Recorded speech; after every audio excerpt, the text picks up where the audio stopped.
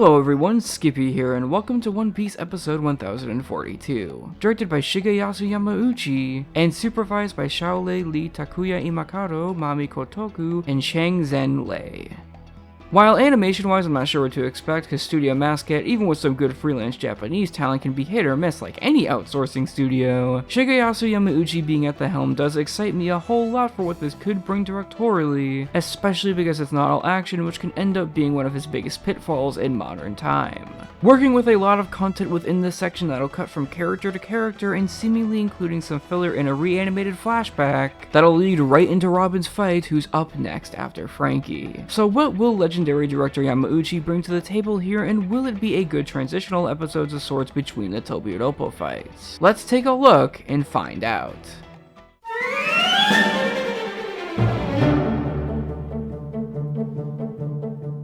This episode covers the remainder of Chapter 1019 and the first several pages roughly of Chapter 1020. And it's actually overall quite straightforward when it comes to adapting the manga by picking right up where it left off in regards to Frankie, and pretty much going from there into the Yamato and Kaido content despite some brief filler of it beforehand, and then into Robin and Brook versus Black Berea, which is buoyed by an extensive flashback to each of the three major important people in Robin's life that is definitely there so we can still overall have 2 episodes covering the major bulk of the fight, but is still well produced at the very least when it comes to OST selection and definitely storyboard, which we'll get to, and it does lead up overall to a pretty great moment for Robin fighting off the imposters on her own. My only complaints really are that maybe Frankie's climactic fight with Sasaki was a bit too fast to make an impact, and it may be unfortunate that it has to rely so heavily on those all-hot-off flashbacks in order for the next 2 episodes to be what they are, but the former wasn't awful, and the reanimated nature of the latter I think helped, and it worked well enough emotionally that I'm not all too upset by it, since it was a concept that wasn't utilized all too much in the manga despite being rather interesting as a power. Definitely not the most inventive adaptation in this arc, but its execution and now board lets it off, I feel.